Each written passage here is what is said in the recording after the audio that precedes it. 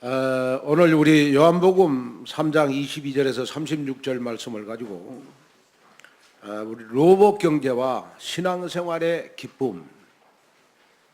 자, 우리 2028년도 하나님이 우리에게 주신 처명은 신앙생활의 기쁨의 무엇인가를 발견하는 귀한 처명이 됐으면 좋겠습니다. 자, 그러기 위해서 먼저 나를 축복합니다. 내 인생의 주인은 그리스도다.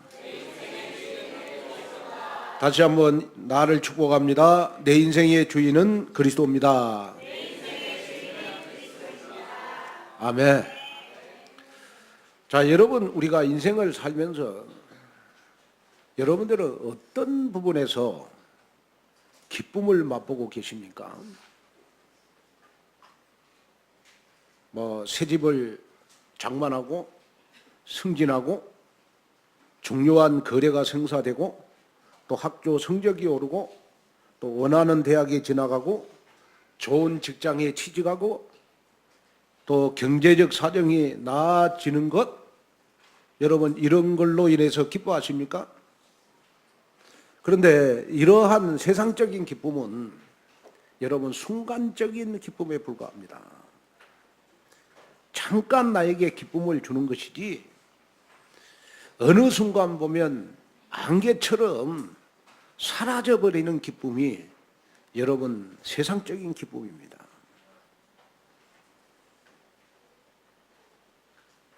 그러면 여러분들 진짜 우리에게 가장 기쁨 중에 기쁨이 뭐냐 했을 때 저와 여러분이 복음을 가졌다면 나를 통해서 그리스도가 나타나는 겁니다.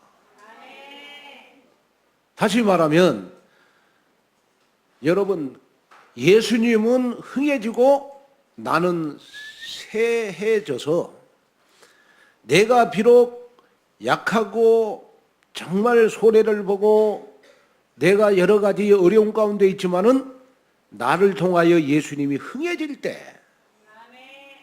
복음 가진 자라면 신앙생활의 가장 기쁨이 되어야 되는 것이다.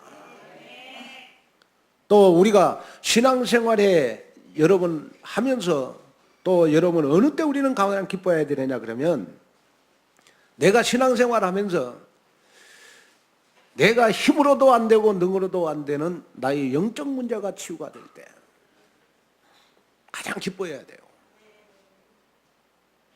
여러분들이 지금 가지고 있는 문제는 여러분들의 문제가 아닙니다.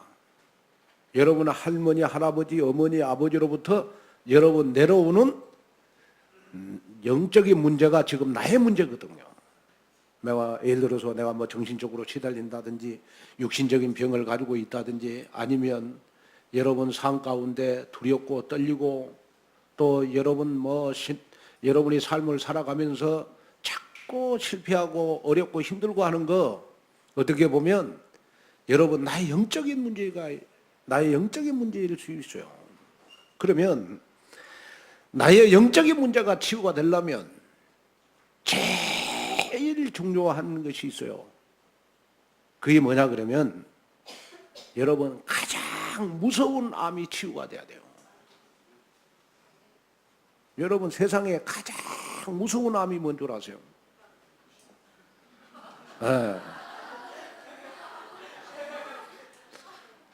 제가 설교 몇 번 했더니 다 아시네요. 그러니까. 여러분 세상에서 가장 무서운 암이 여러분 흑암입니다. 흑암. 암보다도 더 무서운 것이 흑암이에요.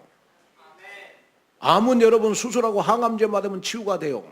그런데 여러분이 흑암은 그리스도 외에는 안 되는 거예요. 이거. 복음 외에는 여러분 치유될 방법이 없는 거예요. 그런데 흑암이 나에게 떠나가려면 조금 나에게 진통이 있을 수 있어요. 나에게 흑암이 떠나가려면 여러분 나에게 고통이 있을 수 있어요. 왜냐 그러면 암도 여러분 치유를 받으려면요 수술하고 나서 반드시 항암제라는 걸 맞아요. 항암제. 우리 노예 우리 김준규 목사님도 보니까 요렇게 폐암 수술을 했어요. 그래가지고 항암제를 한 2번, 3번 맞았는데 그렇게 건강한 분도 항암제 맞더니요. 2주간 동안 밥을 입에다 못 대는 거예요. 그분 굉장히 식성이 좋으신 분이거든요. 그러니까 여러분 얼굴도 빛이 나고 머리도 빛이 나고 하신 분 아닙니까? 그런데도 항암제 한번 맞고 나니까 2주간 동안 밥을 못 먹어요. 근데 더 힘든 거는 너무 몸에 고통이 심해가지고 밤에 잠을 못 잔대요. 그런데 참 감사하게도 이번에 이렇게 전이된 이렇게 임파선 부분에 검사를 해봤더니 다행히도 지금 전이된 것들이 많이 지금 치유가 됐다 하는 의사의 진단이 나왔어요. 참 감사한 일이죠. 그러니까 아무리 여러분 암도 여러분 내가 치유를 받으려면 진통이 따른다니까요. 수술해야지, 항암제 맞아야지. 여러분 지금 여러분들이 깨달아야 될 게 있어요. 그게 뭐냐 그러면 지금 나에게 모든 고통, 나에게 모든 문제, 나에게 일어나는 모든 사건은 흑암이 꺾어지는 과정이다. 흑암이 꺾어지는 진통이다. 흑암을 꺾는 항암제다. 여러분 그렇게 믿으셔야 돼요. 그래 절대로 여러분 사단에게 속지 않는 여러분이 됐으면 좋겠어요. 저는 분명하게 여러분들에게 하나님의 말씀을 심부름합니다. 지금 어려움 제일 많이 겪고 있는 교인들 미래에 하나님이 최고로 많이 축복 주실 것입니다. 또 여러분 여러 가지 사건이 많이 일어나는 여러분들 지금 사건 속에 있지만은 흑암이 꺾어지는 과정이다. 여러분 그렇게 믿으셔야 돼요. 자, 그런데 여러분 사람들은 대부분 볼 때 사람을 볼 때 큰 자다. 큰 자를 어떻게 기준하고 판단하죠? 딱 사람이 볼 때 저 사람은 진짜 큰 사람이다. 그릇이 큰 사람이다. 할 때 뭘로 판단을 합니까? 다 눈에 보이는 걸 가지고 판단하잖아요. 예를 들어서 저 사람이 큰 사람이다. 그럴 때 재산이 많아야 되고 또 학벌도 있어야 되고 또 권세도 있어야 되고 눈에 보이는 것이 나보다 월등할 때 저 사람은 진짜 나보다 큰 사람이다. 그렇게 판단하잖아요. 그런데 하나님이 보실 때 큰 자는 누굴까요? 여러분 하나님이 보실 때 큰 자는요 어떤 사람이냐 그러면 나는 새하여지고 여러분 예수님만 흥하도록 나는 한없이 낮아지고 여러분 복음 전도 선교 여러분 교회를 높이는데 쓰임받는 사람이 하나님이 보실 때 큰 자라 이 말이에요. 그러면 여러분 우리가 40일 집중기도 하면서 내 인생의 진정한 기쁨이 무엇인가를 발견해야 돼요. 복음 가진 여러분들이라면 정말로 여러분들의 인생의 기쁨이 뭐냐 그래요. 여러분들의 인생의 기쁨이 여러분 절대로 보이는 것에 두지 마시고 나는 새하여도 좋다. 정말 나를 통하여 복음, 전도, 선교, 렘넌트, 교회가 흥한다면 교회가 흥해진다면 나에게 최고의 기쁨이 있다. 근데 그게 잘 안 되거든요. 왜? 성령 충만할 때는 거의 되는데 누가 나 기분 나쁘게 한다든지 내 영적 상태가 안 좋다든지 내가 손해를 보면 그게 안 돼요. 그래서 우리 예수님은요, 이 지구상에 가장 큰 자가 있다. 그 큰 자가 누구냐? 여러분, 세례 요한이라고 그랬어요. 세례 요한. 그래서 여러분, 우리의 신앙생활의 모델이 바로, 여러분, 우리의 헌신의 모델이 세례 요한이 돼야 돼요. 그래서 오늘 마태복음 여러분 11장 10절 11절에 보니까 예수가 낳은 자 중에 큰이가 일어남이 없도다. 자, 한번 봐요. 11절 시작. 내가 진실로 너희에게 말하노니 여자가 낳은 자 중에 세례 요한보다 큰이가 일어남이 없도다. 그러나 천국에서는 지극히 작은 자라도 그보다 크니라. 12절. 자, 한번 보겠습니다. 이 말씀 좀 다 계속 들어봐요. 11절 다시 한번 읽어보겠습니다.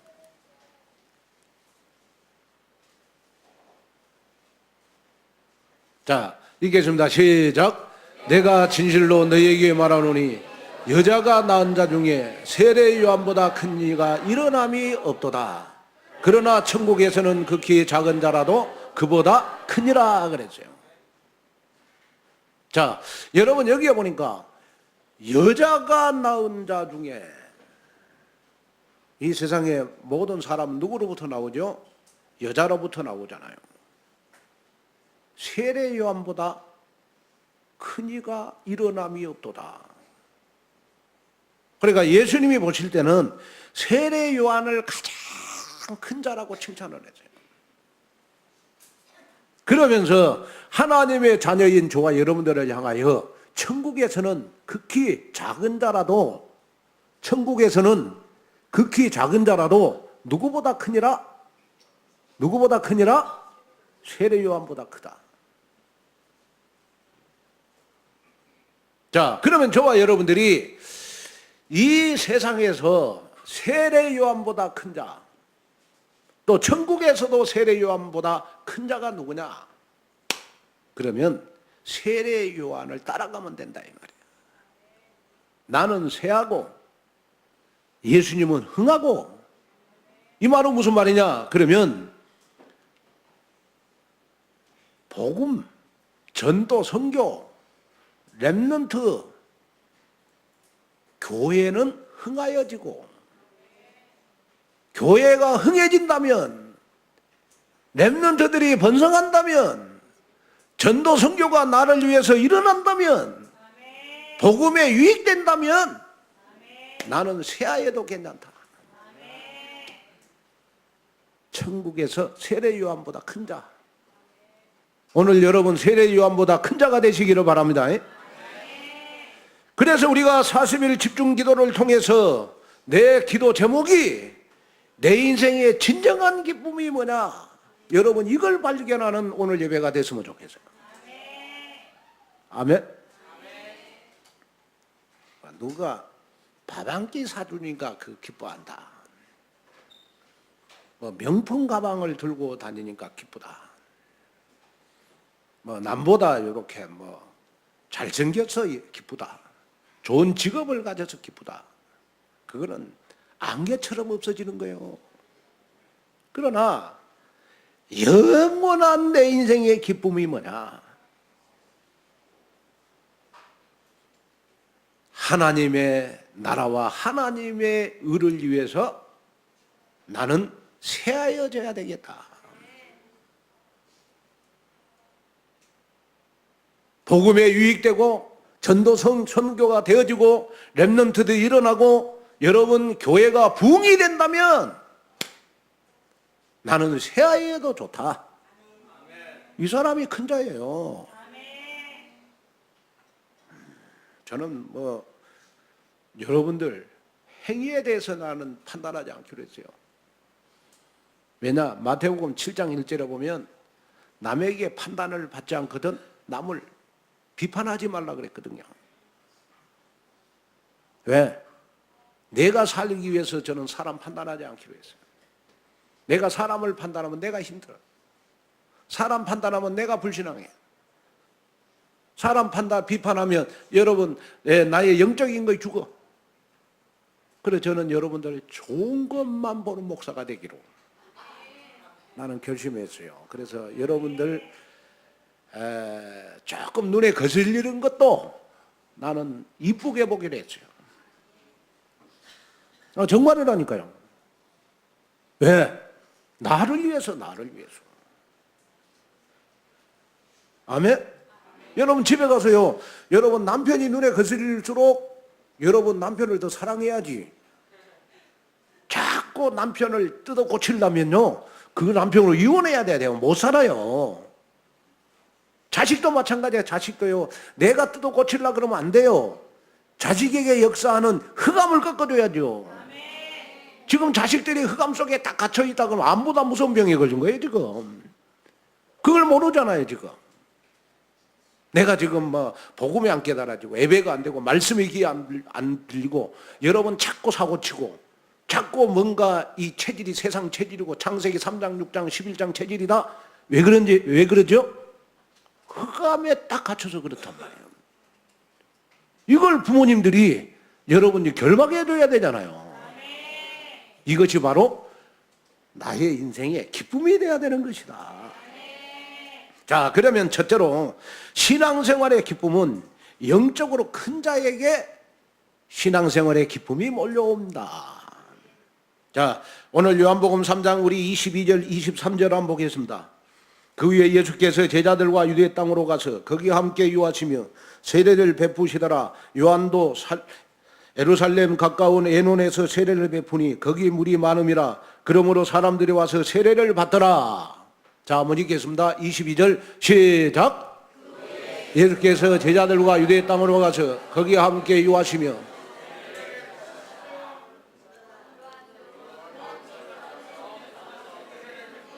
거기 물이 많음이라. 그러므로 사람들이 와서 세례를 받더라. 본문의 내용은 예수님의 사역과 세례 요한의 사역이 비교가 되어 있어요. 두 사람의 사역의 내용을 보면요, 여러분 세례 요한은 잠깐 한 6개월 정도만 사역을 했어요. 6개월 정도 사역을 했어요. 근데 예수님의 사역은 지금도 진행이 되잖아요. 그런데 예수님보다도 세례 요한은 6개월 정도 빨리 태어났어요. 아버지 사가라, 어머니 엘리사벳. 그래서 세례 요한의 성장 과정, 태어나는 것은 누가복음 1장 57절에서 80절에 잘 기록이 되어 있어요. 그는 아버지 사가라, 어머니 엘리사벳에게서 태어났어요. 어떻게 태어났느냐? 하나님의 은혜로 태어났어요. 그래서 세례 요한이라는 뜻은 뭐냐? 그러면 여호와는 은혜스러우시다 라는 뜻을 가지고 있어요. 그런데 아버지 사가라가 나이가 많아서 요한을 낳았어요. 그러다 보니까 아마 가정이 굉장히 어려웠던 것 같아요. 그래서 세례 요한은요, 아버지 어머니를 떠나서 어디로 갔느냐? 그러면 여러분 들로 갔어요. 들로 가서 마가복음 1장 6절에 보니까 약대 털옷을 입고 메뚜기와 석청을 먹으면서요, 들에서 누가복음 3장 2절에 보니까 하나님의 말씀이 빈들에서 세례 요한에게 임했다. 자, 여러분 사람이라면 다 호강하려고 하는 것이 사람의 성품이잖아요. 근데 세례 요한은 아버지 어머니 가정 다 놔두고 빈들로 갔다니까요.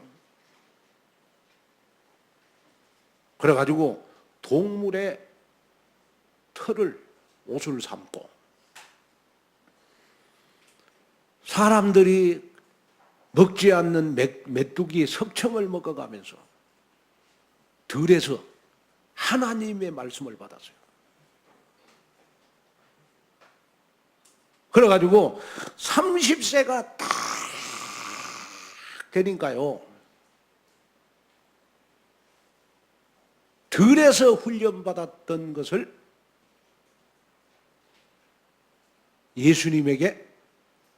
예수님을 위해서 6개월 동안 딱 쓰임을 받아요. 그래서 성경에서 보면 세례 요한을 가리켜서 주의 길을 예비한 사람이다, 이렇게 말하잖아요. 그러면 여러분, 들에서 하나님의 말씀을 받은 세례 요한이 얼마나 위대한 사람이냐.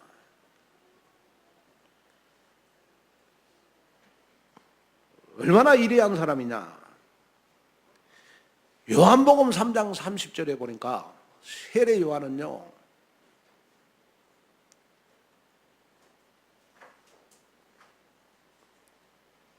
예수님은 흥해야 되고 나는 쇠하여야 하겠다 라는 생각을 가지고 인생을 살았어요.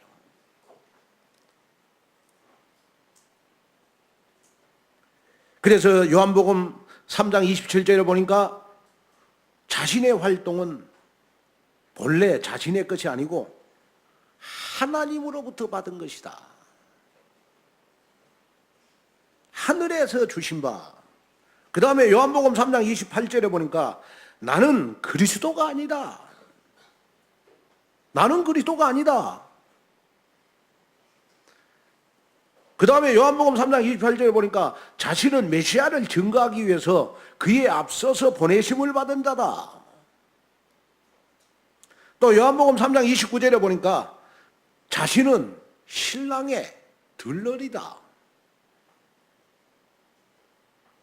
그 다음에 마가복음 1장 7절에 보니까 그리스도의 신들매를 풀기로 감당치 못할 자다. 그 다음에 마가복음 1장 8절에 보니까 자신은 세례를 베푸는 사람이지 절대로 그리스도가 아니다. 그런데 이 세례 요한은요, 들에서 하나님으로부터 다른 사람이 받지 못하는 하나님의 말씀을 받은 사람이라니까요. 그리고 얼마나 능력이 대단했느냐 그러면 누가복음 1장 17절에 보니까 구약의 엘리야의 능력을 가지고 있었어요. 여러분, 엘리야는 어떤 능력을 가지고 있었죠? 사람이 행할 수 없는 하늘과 땅을 움직일 수 있는 능력을 가지고 있었어요. 3년 6개월 동안 비가 오지 않았어요. 엘리야의 기도로 여러분 3년 6개월 동안 비가 오지 않았는데 비도 오게 하는 능력을 엘리야는 가지고 있었어요. 사람으로서 전혀 행할 수 없는 기적을 엘리야는 여러분 가지고 있었다니까요. 그런데 그 기적을 누가 가지고 있었느냐? 세례 요한이 가지고 있었어요. 병자들을 위해서 기도하면 병자들이 벌떡 일어나고요.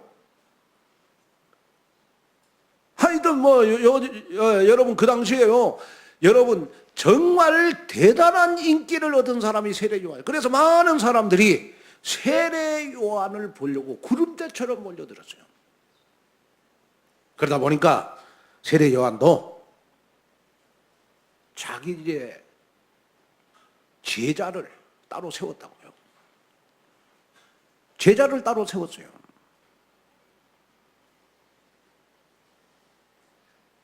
그만큼 이 세례 요한도요, 여러분 제자도 있죠. 수많은 군중들을 여러분 구름대처럼 몰고 다녔던 사람이에요.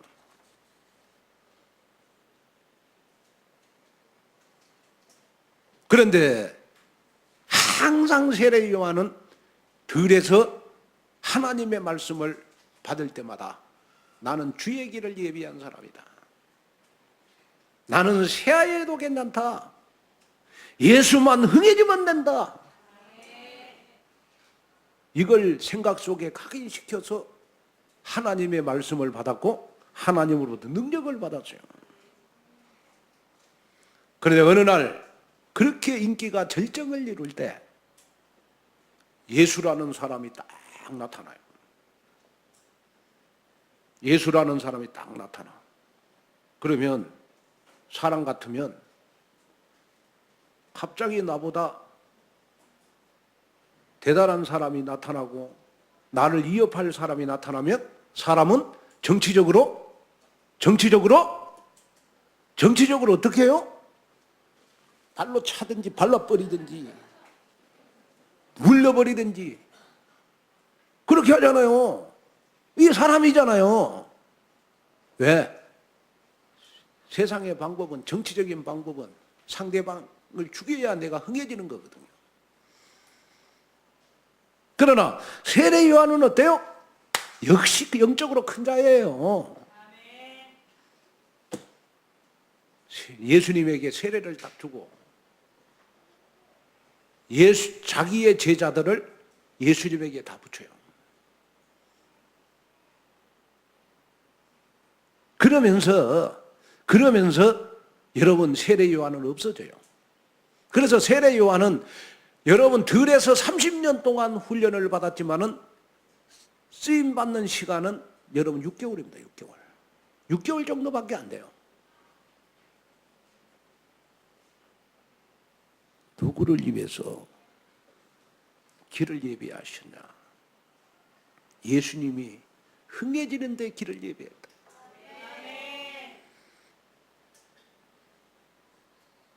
그래가지고 이름도 없이 사라지다가 마가복음 1장 14절에 보면요, 세례 요한이 투옥이 돼요. 그리고 마태복음 14장 8절에 보면 여러분 자신의 존재마저도 여러분 순교를 당해요. 그런데 세례 요한의 삶을 우리 하나님은 칭찬했단 말이에요. 이 지구상에 많은 사람들 가운데 가장 큰 자다. 세례 요한은 부귀 한번 누려보지를 못했어요. 제가 봤을 때 뭐 요즘같이 올라는 뭐 아파트에서 잠을 자본 적도 없어요. 맛있는 걸 먹어본 적도 없어요. 오직 예수님이 흥해지는데 인생을 드렸던, 그러면서 마지막도 여러분 순교를 당하는 그러한 삶을 살았단 말이에요. 제가 이렇게 보니까 성경에 가장 사도행전 1장 1절 그리스도로 담난 사람이 저는 세례 요한이 아니냐 싶어요. 여러분 그리스도로 담났습니까? 대답이 없으세요. 오직 그리스도입니까? 아멘? 그리스도로 담난 사람은요, 나는 새하에 두겠는터 나를 통하여 복음이 나타난다면, 전도 선교가 일어난다면, 나를 통하여 렘넌트들이 흥해진다면, 나를 통하여 교회가 부흥이 된다면 나는 새하에도 괜찮다. 자, 옆 사람하고 인사하겠습니다. 예수는 흥하고 나는 새하에도 좋습니다 하고 한번 인사하겠습니다.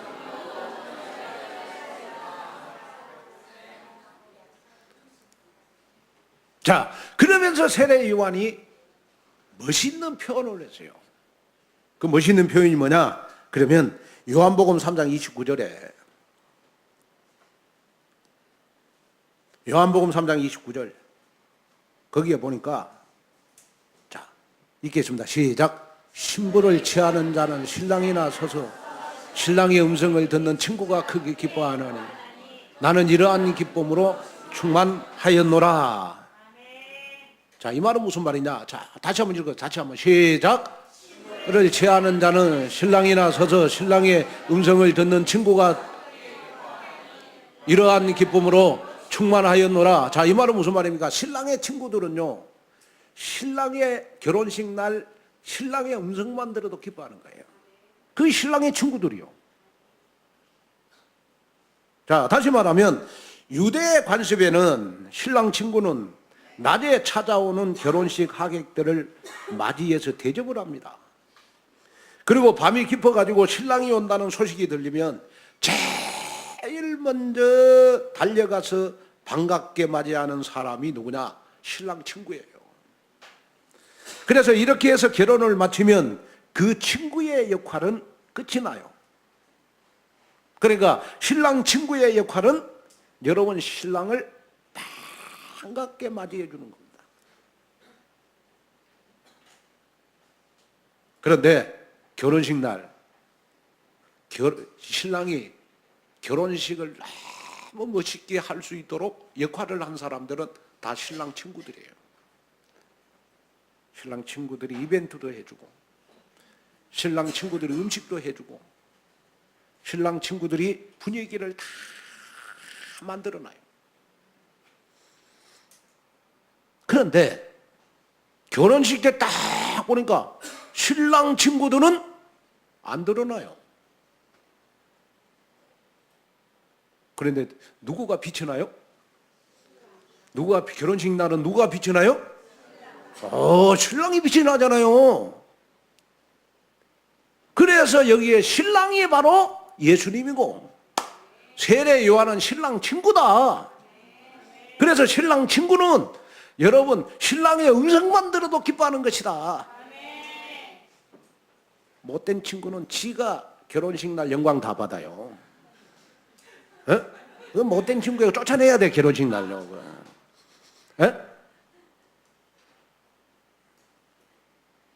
진짜 나의 영원한 친구는 누구냐? 내 결혼식 날 보면 친구인지 아닌지, 진정한 친구인지 아닌지 알아요. 결혼식 날 나를 위해서 한없는 헌신을 해. 그리고 어느 날 결혼식 날 없어졌어. 다 준비해놓고. 그 나중에 물어봤더니 결혼식 날 내가 영광을 받으면 안 되고 신랑인 네가 모든 영광 받아야 되니까 내가 어느 날 바람처럼 없어졌다. 얼마나 멋있는 친구입니까? 그죠? 우리 결혼 안 한 우리 랩런들 아멘 좀 해보라니까 그런 친구 만나지. 아멘? 결혼식 날 지가 신랑 다니면서 영광 받으려고 하는 놈들은 다 차야 된다니까요.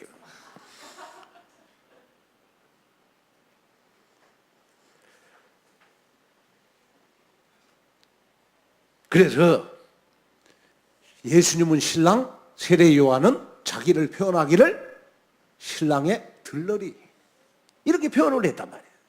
너무 멋있잖아요. 여러분 이 말씀을 딱 듣고 여러분 오늘 기도 제목 하나 짜보세요. 우리가 교회에 찬양을 해도 신랑 친구라는 마음을 가지고 찬양을 해야 돼요. 내가 찬양하는 거는 어때요? 결혼식 날 신랑 친구들이 찬양을 해주는 거 누구를 위해서 축하하기 위해서? 신랑을 축하하기 위해서. 여러분 교회에서 우리가 찬양을 할 때도 절대로 내가 영광 받지 말아라. 신랑 되시는 예수님이 영광을 받도록 해라. 성가대도 마찬가지예요. 성가대도. 아멘. 성가대 오늘 너무 잘하셨는데 성가대도 찬양할 때 절대로 내 잘난 체하지 말아라. 나는 신랑의 들러리다. 교회 우리가 여러분 헌신을 할 때도 마찬가지예요. 내가 중식을 할 때도 마찬가지예요. 나는 오늘 결혼식 날 결혼식 때 지금 신랑을 기쁘게 하는 음식을 만들고 있다. 그것이 매주일마다 여러분들 하고 있는 5층에서 여러분 중식이라. 아멘. 그런 만 가지고 해야 되잖아요. 또 우리가 교회 어떤 시설을 우리가 여러분 보수하고 교회를 위해서 헌금할 때도 내 오늘 신랑을 기쁘기 위해서 내가 친구를 위해서도 내가 결혼식 날 내가 돈을 주는데 여러분 신랑 대신 예수님을 위해서 내가 진짜 들러리인 마음을 가지고 내가 교회에 헌신해야 되겠다. 아멘? 이 믿음 가지고 여러분 진짜 헌신하시면요 얼마나 하나님이 기뻐하시겠냐. 그게 나의 기쁨이 돼야 돼요.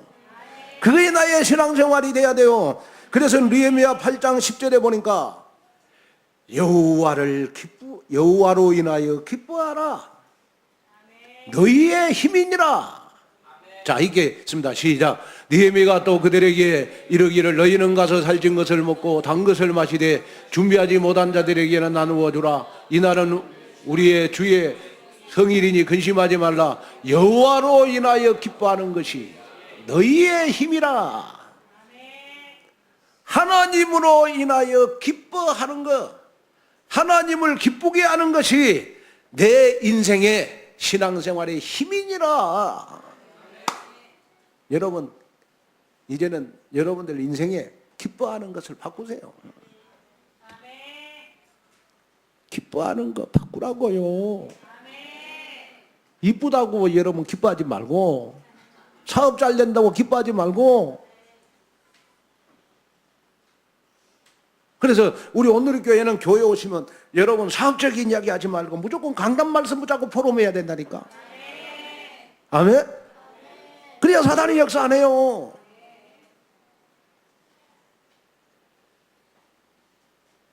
나는 여호와로 인하여 기뻐하는가? 나는 예수님이 흥해지는 걸로 인하여 기뻐하는가? 나는 이제 새하얘도 좋다.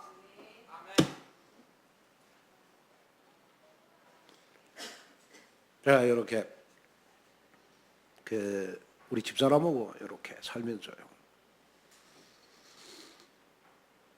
항상 내가 느끼는 거 있어요. 그게 뭐냐 그러면 우리 집사람 이렇게 내가 사랑하다 보니까요, 입에 음식만 들어가면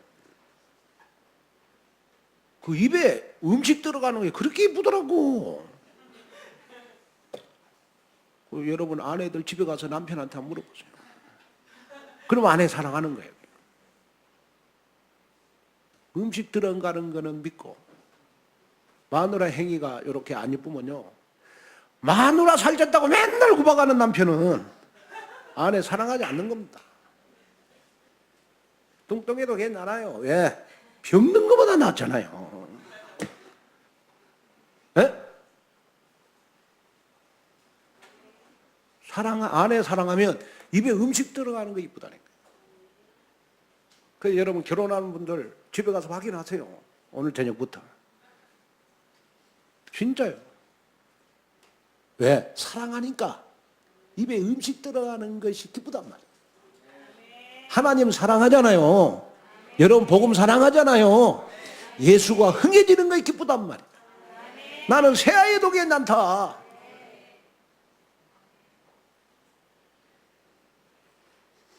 그래서 여러분 신앙생활에 힘이 된다는 사실을 붙잡으시고 날마다 생명 넘치는 신앙생활을 하시기를 바랍니다.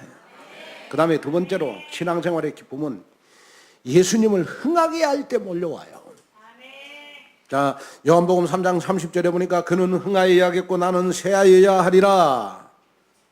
세례 요한은 예수 그리스도로 인하여 기쁨이 충만했다고 고백을 해요. 그런데 이 그는 흥하여야 하겠고 나는 쇠하여야 하리라 하는 이 말씀의 원문에는요, 단호한 의지가 담겨 있어요. 예수는 반드시 흥해야 되고 나는 반드시 쇠해야 된다 라는 뜻을 가지고 있어요. 그래서 세례 요한의 자기 삶의 궁극적인 목적이 뭐냐? 예수님을 흥하게 하는 것이고 자기는 쇠해지는 것이 자기 인생의 최고의 기쁨이었다요.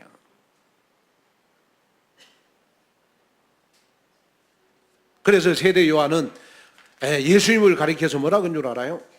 요한복음 3장 29절에 보니까 신부를 취하는 신랑이다. 그 다음에 요한복음 3장 31절에 보니까 위로부터 오시는 분이다. 또 요한복음 3장 32절에 보니까 하늘의 것을 보고 들은 자다. 또 요한복음 3장 34절에 보니까 하나님의 말씀이시는 분이시다. 요한복음 3장 35절에 보니까 만물을 주관하는 권세자다. 요한복음 3장 36절에 보니까 우리에게 구원과 심판해 주다. 이런 분이 오시니까 나는 새하여야 적기에 이분만이 영광을 받아야 되니까 나는 없어져야 되겠다.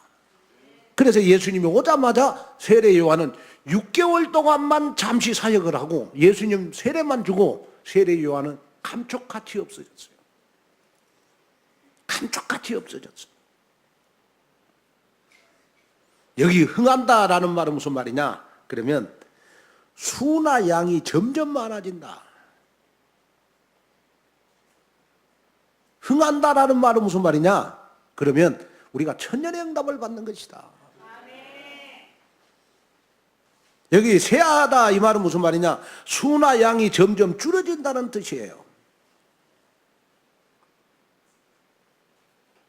그러면 여러분 정말로 여러분 체질이 지금부터 이제는 예수님이 흥하면 기쁘고 나는 새하여져도 괜찮다라는 체질을 가지셔야 돼요. 아멘. 정말입니까? 한번 일주일 여러분 진짜 하나님 앞에 기도하면서 질문해 보세요. 진짜 하나님 앞에 여러분 이번 한 주간 가슴에 손을 얹고 질문해 보라니까요. 나는 지금까지 신앙생활하면서 내가 흥했냐? 예수님이 흥했냐? 한번 손을 얹고 기도해 보시라니까요. 나의 기쁨이 과연 뭐냐? 내 인생의 기쁨이 뭐냐? 이거 한번 여러분 한번 하나님 앞에 질문해 보라니까요.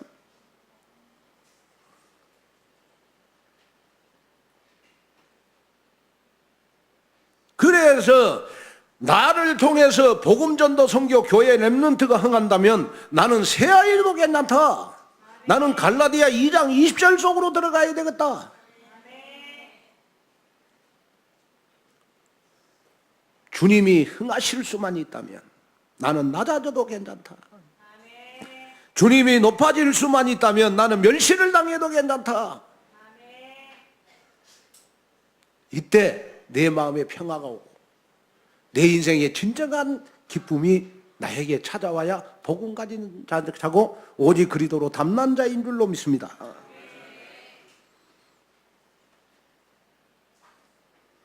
예수님을 흥하게 하면 예수 그리스도를 증거하면 세상이 줄 수도 알 수도 없는 평안과 기쁨이 여러분들 솟아나게 될 줄로 믿습니다. 그래서 모든 성도 여러분은 예수님을 흥하게 하는 기쁨을 날마다 체험하여 로봇 경제의 신앙생활의 참 기쁨을 맛보는 하나님 나라의 확장의 산증인이 되시기를 주님의 이름으로 축원을 드립니다. 자, 결론으로 말씀을 드립니다. 우리는 그리스도의 증인들입니다. 우리는 그리스도의 증거를 가져야 됩니다.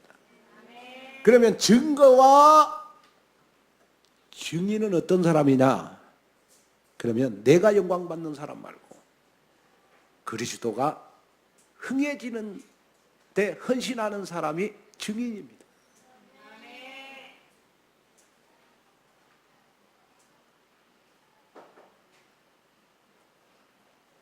정말로 여러분이 부부가 생활하면서요, 아내를 사랑하는 남자는요, 그 아내가 나보다 훨씬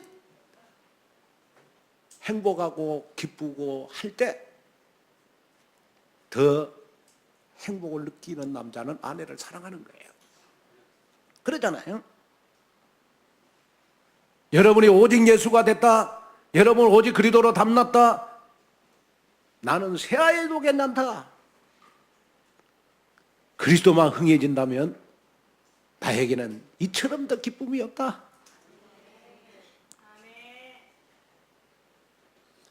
미국을 여행하던 여행자가 마침 주일이 되어서 예배를 드리려고 교통경찰에게요,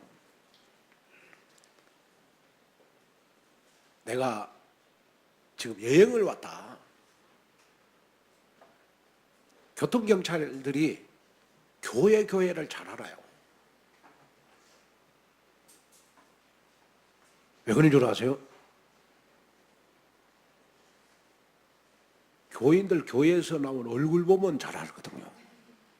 저 교회가 기쁨이 있는 교회인지 기쁨이 없는 교회인지. 그래서 이 여행하는 사람이 교통경찰에게 교회를 소개시켜달라고 그랬어요. 그랬더니 교통경찰이 주위를 딱 돌아보더니 아주 먼데 있는 교회를 소개시켜 주는 거예요. 그래서 이 여행객이 교통경찰에게 질문을 했어요. 아니, 왜 가까운 교회도 많은데 저렇게 먼 교회를 가르쳐 주냐? 그랬더니 교통경찰이 이 여행객에게 답을 주는 거예요. 내가 보니까 지금 가까운데 교인들이 예배를 마치고 나올 때 전부 다 인상 찌푸리고 나오더라. 근데 내가 지금 가르쳐준 저 먼 교회는 보니까 교인들이 교회를 나올 때 너무 기뻐갖고 나오더라. 내가 경찰이다. 경찰은 양심이 말한다. 얼굴 찌푸리는 교회나 소개시켜주고 싶지가 않다. 예배 드리고 나올 때 기뻐하는 교회를 내가 소개시켜주고 싶다. 저는 우리 오늘의 교회가 교통경찰들뿐만 아니고 이 지역 사람들의 교회 소개시켜줄 때 우리 오늘의 교회로 다 소개시켜주는 교회가 됐으면 좋겠어요. 그러려면 나는 새하에도 좋다. 그리스도만 흥해진다면 된다. 나는 새하에도 좋다. 교회가 흥해진다면 나는 좋다. 그래서 시편 37편 4절에 보니까 또 여호와를 기뻐하라. 그가 내 마음의 소원을 이루어 주시리로다. 자, 읽겠습니다. 시작. 그가 내 마음의 소원을 내게 이루어 주시리로다. 여러분, 우리는 여호와를 기뻐하라 이거는 탁 떼내버리고 마음의 소원만 이루려고 그래요. 여호와를 하나님으로 인하여 기뻐하는 게 우선이에요? 마음의 소원을 이루는 게 우선이에요? 네? 네? 성가대 어디예요? 역시 성가대예요. 근데 내가 흥한 사람은 마음의 소원만 가지고 기도해요. 그러나 나는 새해도 괜찮고 정말 복음전도 선교 렘넌트 여러분 하나님의 말씀 정말 교회가 흥해지도록 흥해지는 것으로 해야 기뻐하는 사람들은 보면 여호와로 인하여 기뻐하는 겁니다. 어떻게 하면 내가 하나님을 기쁘시게 할까?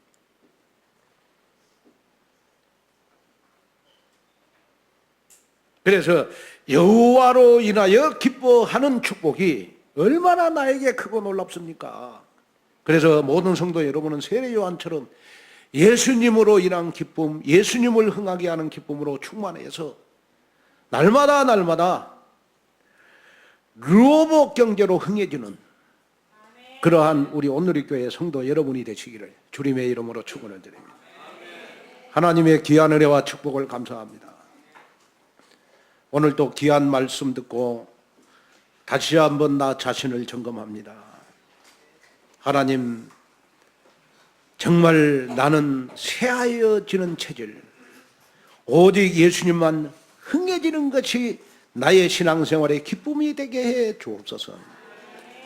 나를 통하여 복음이 나타나고, 나를 통하여 전도 선교가 되어지고, 나를 통하여 렘넌트가 일어나고, 나를 통해서 교회가 부흥되는 것이 나의 기쁨이 되도록 하나님이여 나의 체질을 바꿔 주옵소서. 예수님의 이름으로 간절히 기도하옵나이다.